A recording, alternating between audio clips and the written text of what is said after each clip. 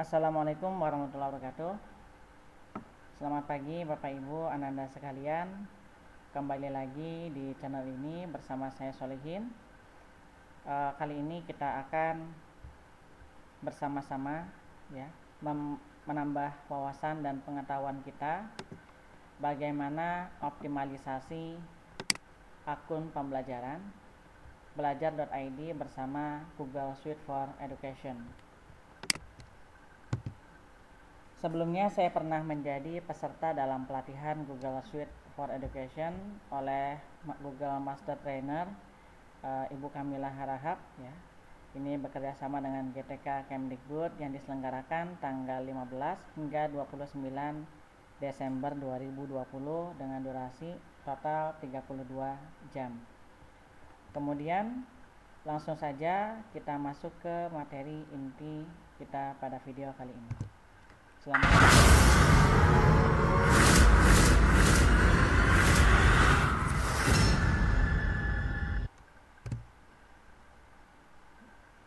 Apa itu akun pembelajaran? Akun pembelajaran ini untuk mengakses berbagai macam aplikasi pembelajaran. Akun pembelajaran merupakan akun elektronik dengan domain belajar.id yang diterbitkan oleh Kementerian Pendidikan dan Kebudayaan atau Kemendikbud dan dapat digunakan oleh peserta didik, pendidik, dan tenaga kependidikan sebagai akun untuk mengakses aplikasi pembelajaran berbasis elektronik. Kemudian tujuan pembuatan akun pembelajaran ini diantaranya yang pertama untuk mendukung kegiatan belajar dari rumah di masa pandemi. Kemudian yang kedua untuk mendukung proses pembelajaran melalui penerapan teknologi informasi dan komunikasi. Sasaran akun pembelajaran meliputi peserta didik, pendidik, tenaga kependidikan. Untuk peserta didik sendiri ini dimulai dari jenjang SD, program paket A kelas 5 dan 6, kemudian SMP dan program paket B kelas 7 sampai dengan 9, kemudian untuk tingkat SMA dan program paket C kelas 10 sampai dengan 12, SMK kelas 10 sampai dengan kelas 13, SLB kelas 5 sampai dengan kelas 12. Pendidik pada jenjang pendidikan dasar dan menengah juga termasuk di dalamnya tenaga kependidikan, yaitu ada kepala satuan pendidikan dan operator. Jadi yang memiliki akun pembelajaran ini diantaranya karena dia mengajar di SMK, maka seluruh siswa SMK yang terdaftar dalam Kepodi ini mendapatkan akun pembelajaran dari Kemendikbud atau akun dengan domain belajar ID.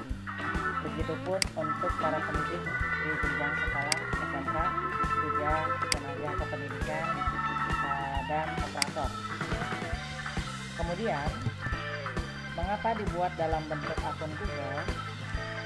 Akun pembelajaran otomatis mendapatkan akses ke aplikasi-aplikasi pendukung pembelajaran dalam G Suite for Education yang siap pakai dan telah banyak digunakan publik. Siapa yang tidak kenal dengan Google? Di Google ini banyak sekali aplikasi yang menunjang kegiatan pembelajaran secara daring atau dalam jaringan. Utamanya dalam masa pandemi ini, akhirnya kita mulai terbiasa dan mulai akrab dengan pembelajaran daring. Kemudian, pembuatan dan penggunaan akun Google pembelajaran ini bebas biaya. Penggunaan aplikasi-aplikasi pembelajaran G Suite for Education juga bebas biaya. Kemudian sistem Google mampu mengelola puluhan juta akun sekaligus dengan keamanan tingkat tinggi. Akun yang sama dapat digunakan untuk mengakses aplikasi Kemendikbud serta berbagai aplikasi pembelajaran lainnya di luar ekosistem Google. Nanti akan kita bahas lebih lanjut di video berikutnya. Kemudian jenis aplikasi pembelajaran yang dapat diakses dengan akun pembelajaran yang pertama ada email. Kemudian yang kedua ada penyimpanan dan pembagian dokumen secara elektronik Google Drive. Kemudian yang ketiga pengelolaan administrasi pembelajaran secara elektronik dengan menggunakan drive bersama. Kemudian kita juga bisa melakukan proses penjadwalan pembelajaran secara elektronik dengan Google Meet dan lainnya. Pelaksanaan proses pembelajaran secara daring baik secara sinkronis maupun asinkronis. Jadi kita bisa melakukan tatap muka virtual ataupun hanya dalam bentuk penugasan dengan menggunakan akun Belajar ID ini. Kemudian rumah belajar juga dapat kita akses ya. Rumah belajar dari Kemendikbud ini dapat kita akses untuk materi pembelajarannya. Untuk lebih jelasnya, agar kita tahu aplikasi pembelajaran yang dapat diakses dengan akun pembelajaran ini apa saja, Bapak Ibu dan anak sekalian bisa akses www.belajar.id untuk informasi lebih lengkap. Bagaimana cara mengakses dan mengaktifkan akun pembelajaran? Ini ya. Jadi Bapak Ibu, Ananda sekalian, untuk akun pembelajaran ini, langkah pertama, operator satuan pendidikan masuk ke laman pd.kemendikbud.go.id. Ini urusan operator ya. Kemudian setelah itu unduh file dengan format CSV yang berisi nama akun dan akses masuk akun atau passwordnya di satuan pendidikan yang bersangkutan. Berarti setelah melakukan operator masuk ke halaman ini, kemudian mengunduh data yang berisi informasi akun dan password akun pembelajaran, lalu operator satuan pendidikan mendistribusikan akun pembelajaran tersebut kepada setiap pengguna ya. Jadi disarankan disampaikan secara jari atau dengan teknik yang lain. Yang penting kerahasiaan data tetap terjaga ya. Bisa dibantu dengan tim IT sekolah dan juga wali kelas. Kemudian untuk mengaktifkan akun pembelajaran, pengguna menggunakan user ID, password ya, dan password akun pembelajaran untuk login di laman mail.google.com atau gmail.com. Kemudian yang terakhir, pengguna menyetujui syarat dan ketentuan penggunaan akun pembelajaran serta mengganti password akun pembelajaran. Dengan demikian, setelah selesai mengganti password, akun sudah diaktifasi. Penggunaan akun pembelajaran ini bersifat opsional dalam hal akun pembelajaran yang tidak diakses oleh peserta pendidik dan tenaga kependidikan sama sekali sampai tanggal 30 Juni 2021. Nah, ini perlu diingat dan diperhatikan baik-baik. Jika akun pembelajaran ini tidak diakses dan tidak diaktifasi sampai tanggal 30 Juni 2021, maka akun pembelajaran tersebut akan dinonaktifkan secara otomatis. Jadi meskipun penggunaan akun pembelajaran ini bersifat opsional, dari Kementerian Pendidikan dan Kebudayaan menyarankan menggunakan akun pembelajaran ini dengan alasan yang pertama, akun pembelajaran akan menjadi salah satu jalur komunikasi resmi Kemendikbud dengan pendidik dan peserta didik. Jadi informasi resmi yang datangnya dari Kementerian Pendidikan dan Kebudayaan ini bisa masuk ke email Belajar ID Bapak Ibu dan anak-anak sekalian. Kemudian akun pembelajaran akan digunakan untuk mengakses aplikasi resmi Kemendikbud. Seperti tadi di awal contoh adalah ruang rumah belajar ya. Rumah belajar Kemendikbud ini adalah salah satu penyedia fitur belajar untuk Bapak Ibu dan anak-anak sekalian. Kemudian materi dan informasi dari Kemendikbud misalnya terkait bantuan pemerintah dan asesmen nasional akan dikirimkan ke alamat pos elektronik atau email akun pembelajaran. Keamanan akun pembelajaran bagaimana? Sama halnya dengan akun pribadi ya, akun Gmail atau akun email pribadi lainnya. Keamanan akun pembelajaran ini diatur sesuai dengan ketentuan perundang-undangan. Ya, dalam rangka memberikan perlindungan terhadap kerahasiaan data, informasi atau aktivitas akun pembelajaran. Kemudian kemungkinan terjadinya kelalaian dalam penggunaan dan penyalahgunaan data, informasi atau dokumen aktivitas akun pembelajaran. Jadi meskipun ini akun merupakan pemberian dari Kemendikbud, tapi setelah kita aktifasi maka menjadi tanggung jawab masing-masing ya. Jadi kerahasiaan tetap menjadi rahasia dari pemilik. Kemudian Kemendikbud telah melakukan koordinasi teknis tentang perlindungan perlindungan data ya, keamanan data dengan kementerian dan lembaga terkait. Oke. Nah, mengapa G Suite for Education? Ini ya, kenapa akhirnya Kemendikbud memilih G Suite for Education? Dari sisi guru dan siswa ya, untuk guru dan siswa perangkat Google ini mudah digunakan, terintegrasi dengan akun yang dapat diakses di berbagai perangkat. Kemudian aman, update-nya otomatis tanpa virus dan tersimpan. Nah, kemudian fitur kolaboratif dan penyimpanan tanpa batas. Ini adalah salah satu keunggulan dari G Suite for Education ini ya. Jadi ada fitur kolaboratif yang memungkinkan kerjasama antar peserta didik juga dengan pendidik. Kemudian ada penyimpanan datanya, ada kelas mayanya, kemudian rekamannya juga tanpa batas. Jadi ini salah satu fitur yang disediakan menggunakan akun G Suite for Education atau akun belajar ID ini ya. Sedangkan untuk pemimpin dan tim IT ini terintegrasi satu akun untuk semua. Misalnya saya guru SMK, maka domainnya adalah guru.smk.belajar.id.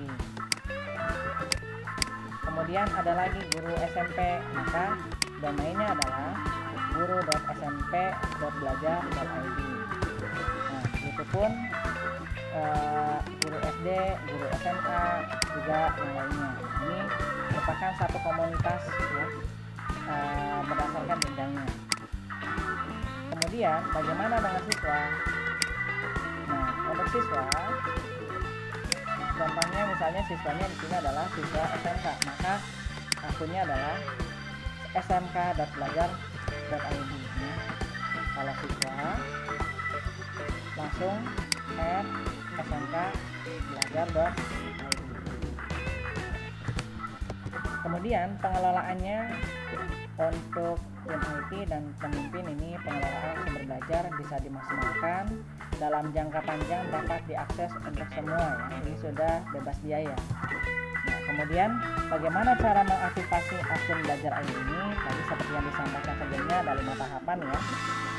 Dari mulai operator masuk ke laman tertentu, kemudian mengunduh data, kemudian menyebarkan data. Nah, pada saat akun ini sampai kepada Bapak Ibu dan Ananda sekalian, Bapak Ibu dan Ananda sekalian buka gmail.com atau mail.google.com, lalu masuk menggunakan akun yang ada @belajar.id-nya ya. Nah, ini sebelum belajar.id biasanya ada keterangan jenjang pendidikannya, misalnya guru kah atau siswa kah. Nah, kalau guru berarti guru jenjang pendidikan SMP, SD, SMK, SMA ya. .belajar.id gitu ya. Kemudian setelah itu dimasukkan informasi akun, lalu diikuti dengan password yang diberikan dari sistem. Kemudian selanjutnya klik tombol accept sebagai persetujuan ya. Persetujuan setelah kita membaca aturan dan syarat dan ketentuan dari akun ini ya. Nah, kemudian setelah kita menyetujui dengan tekan accept, lalu ganti password dengan password baru. Nah, diperhatikan baik-baik di sini ya. Jadi agar menghindari hal-hal yang tidak diinginkan, yaitu biasanya kita suka lupa password.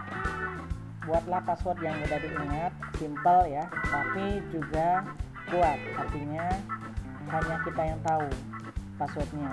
Nah, jadi passwordnya ini dibuat semudah mungkin, sekuat mungkin ya, dan dicatat jika perlu ya, untuk menghindari hal-hal yang tidak diinginkan. Jadi supaya nanti optimalisasi penggunaan akun ini bisa lebih maksimal dan optimal. Kemudian akun belajar setelah kita rubah password di sini ya, dengan dikonfirmasi password yang sama, maka dengan demikian akun belajar ini sudah siap digunakan dan sudah diaktifasi. Selanjutnya, kelebihan akun belajar ID ini yang pertama, ada penyimpanan data tanpa batas. Nah, Anda dapat menyimpan file tanpa batas di Gmail dan Google Drive Anda. Jadi nanti lebih lanjut akan dijelaskan bagaimana perbedaan antara akun pribadi dengan akun belajar ID. Fitur-fitur di dalamnya lebih canggih, ada dilengkapi dengan Google Chat, kemudian ada Classroom yang ada fitur tambahannya ya, kemudian ada Google Meet, ada Google Drive. Kemudian aman dan terintegrasi, semua data aman, teratur dan lebih terintegrasi dengan pekerjaan Anda. Nanti di fitur-fitur tambahan dalam Google Drive itu ada ruang kerja atau space ya, jadi ada fitur-fitur tambahannya supaya memudahkan kita dan membuat kita lebih nyaman dalam menggunakan akun G Suite ini. Bagaimana memindahkan data dari akun pribadi ke akun belajar ID? Perlu kita ketahui dalam akun pribadi ya, ini kapasitas penyimpanannya terbatas 15 GB, sedangkan dalam Google Suite ini kapasitas penyimpanannya tanpa batas, sehingga sangat disarankan jika kita ingin data kita aman ya, untuk disimpan di Google Drive ya, di Google Drive akun G Suite. Akun belajar ID ini termasuk salah satu akun G Suite. Jadi ini bisa kita gunakan ya, caranya kita pindahkan akun-akun data-data yang ada di akun pribadi ke akun yang tanpa batas penyimpanan ini. Kemudian bagaimana kita tahu kapasitas penyimpanan filenya antara akun pribadi dan akun G Suite? Perbedaannya akan terlihat di sini. Di sini akan terlihat ada simbol biru ini ya. Ini mengindikasikan sudah seberapa banyak data digunakan dalam Google Drive ini, akun pribadi ya. Ada batas maksimalnya 15 GB. Nah, kemudian di akun G Suite ini penyimpanannya tanpa batas. Bisa kita lihat di sini. Yang tampil hanya informasi sudah seberapa banyak data yang disimpan dalam Google Drive tanpa ada keterangan sampai batas limitnya atau batas maksimalnya. Kemudian, nah untuk di akun pribadi ini tidak ada drive bersama, sedangkan di akun G Suite ini ada drive bersama. Nah, ini adalah drive bersama atau share drive. Nah, ini ada akun share drive. Ini akun pribadi tidak ada ya. Keunggulannya, jika kita maksimalkan akun G Suite ini ya, misalnya antar guru dengan sekolah ya, hubungannya misalnya dengan perangkat pembelajaran atau kewajiban membuat perencanaan pembelajaran dan lainnya, untuk pengumpulannya bisa langsung menggunakan share drive ini atau drive bersama ya. Jadi masing-masing tetap bisa membuat folder di dalamnya yang memiliki akses akun bersama ini yang satu komunitas ya. Ini biasanya pengaturannya lebih mudah nantinya, berbeda dengan yang beda komunitas. Beda komunitas itu misalnya tadi yang jenjangnya berbeda antara SMP dan SMK, itu sudah beda komunitas. Nah, selanjutnya untuk fitur Google Meet ada akun pribadi. Nah, untuk di akun pribadi ini memang bisa kita gunakan, tapi tidak ada fitur angkat tangan tanda kita bertanya atau ingin meminta penjelasan lebih lanjut. Nah, sedangkan di akun G Suite ini ada fitur angkat tangan ya. Kemudian di akun biasa, akun pribadi ini tidak bisa merekam rapat. Nah, sehingga setelah kegiatan meeting ini selesai, kita tidak dapat melihat ulang apa saja yang sudah dibahas. Fungsinya biasanya untuk siswa ini untuk mengulang pelajaran yang sudah dipelajari hari ini, biasanya mengulang lagi video yang diikutinya pada saat siang hari misalnya ya. Untuk belajar lebih mendalam. Nah, sedangkan untuk akun G Suite ini ada fitur merekam, sehingga di hasil akhir ya ini terlihat ada angkat tangan dan ada fitur merekam, sedangkan di akun biasa tidak ada. Jadi setelah meeting selesai, maka hasil dari rekaman video akan tersimpan otomatis di dalam Google Drive yang tanpa batas tadi. Selanjutnya di akun di aplikasi Google Classroom ya. Di aplikasi Google Classroom ini masih satu grup dengan Google yang biasa kita gunakan sebagai kelas maya atau kelas dalam jaringan. Nah, untuk akun pribadi ini tidak ada link Google Meet ya. Sedangkan di akun G Suite ini Classroom yang dibuat dengan akun G Suite ini sudah terkandung di dalamnya ada buat limit ya. Artinya tanpa kita membuat perencanaan di Google Meet, kita bisa langsung saja mulai dari sini ya. Nanti anak-anak bisa langsung klik dari sini linknya. Nah, kemudian kalau untuk di akun ini ya, di akun pribadi ini tidak ada fitur ini. Nah, kemudian kapasitas Google Classroom di akun pribadi hanya menampung maksimal 20 guru ya, jadi hanya bisa mengakomodir di dalamnya berkolaborasi bersama 20 guru. Kemudian jumlah siswanya juga hanya sampai 250 siswa. Sedangkan di akun G Suite ini maksimal 20 guru dan 1000 siswa. Nah, juga ada fitur tambahan. Ada fitur tambahan untuk mengundang wali untuk mendapatkan laporan wali. Wali di sini bisa orang tua ya. Nanti bisa diundang nih melalui email orang tua. Jadi orang tua informasi email orang tua kemudian dimasukkan ke dalam informasi ini.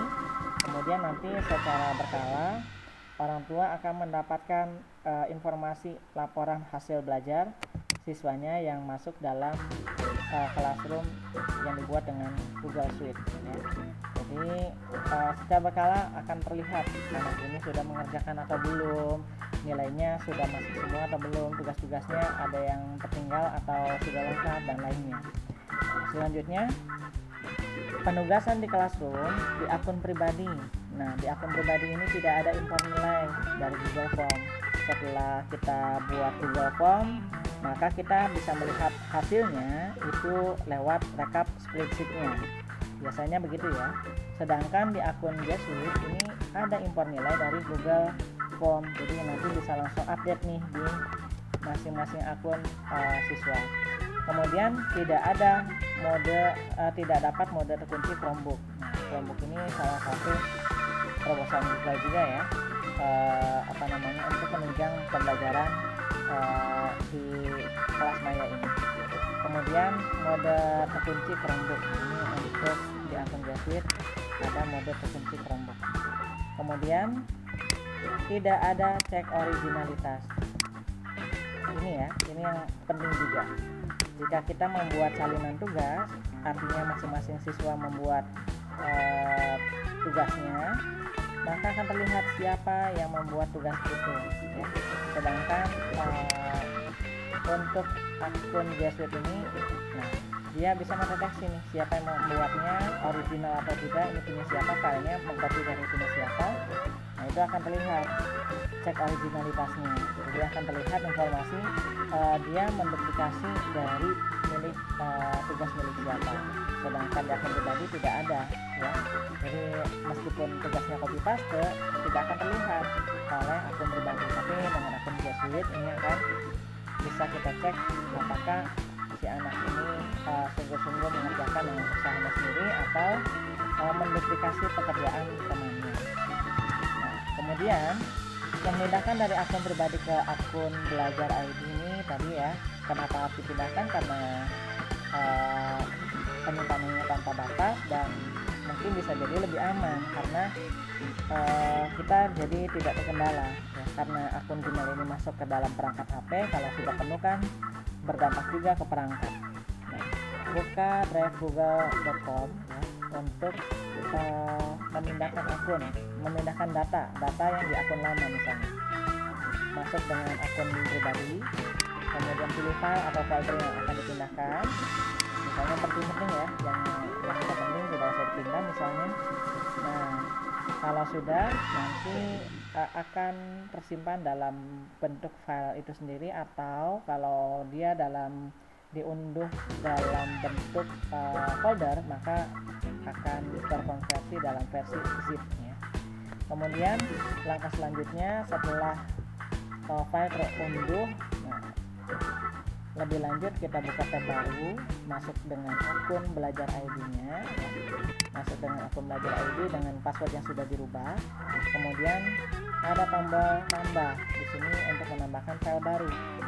File mana saja yang mau diupload. Kalau kita mau upload 1-2 file, bisa upload file.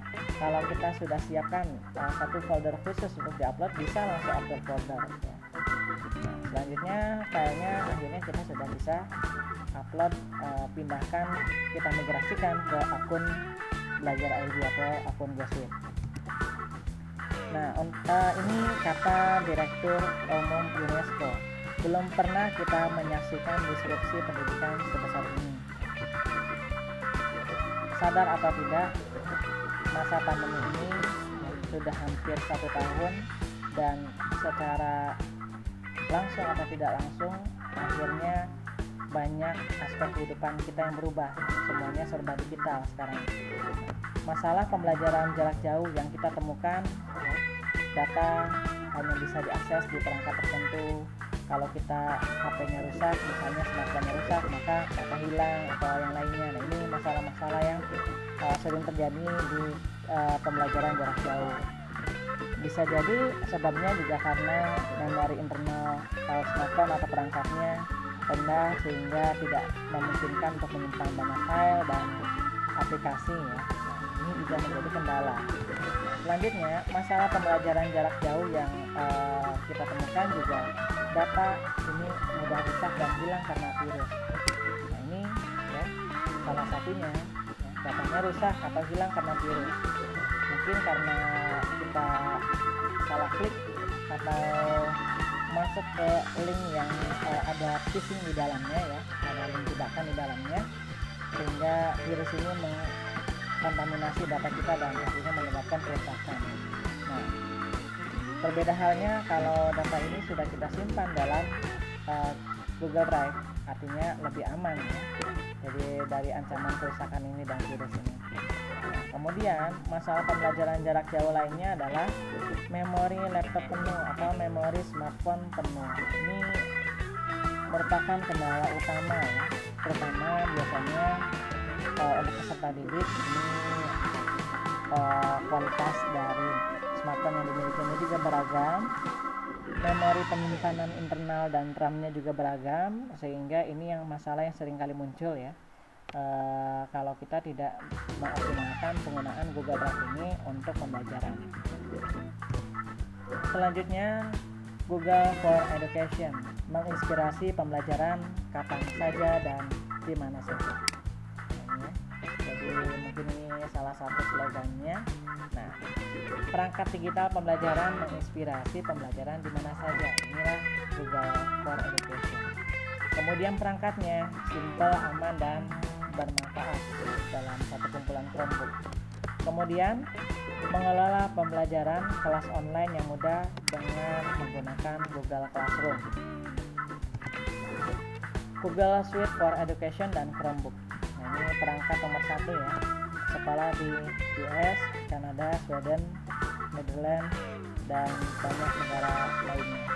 Kemudian 140 juta siswa dan guru menggunakan Google Suite for Education, termasuk salah satunya di Indonesia ya. Indonesia dengan akun belajar ID-nya ini merupakan salah satu bukti bahwa masuk juga ke dalam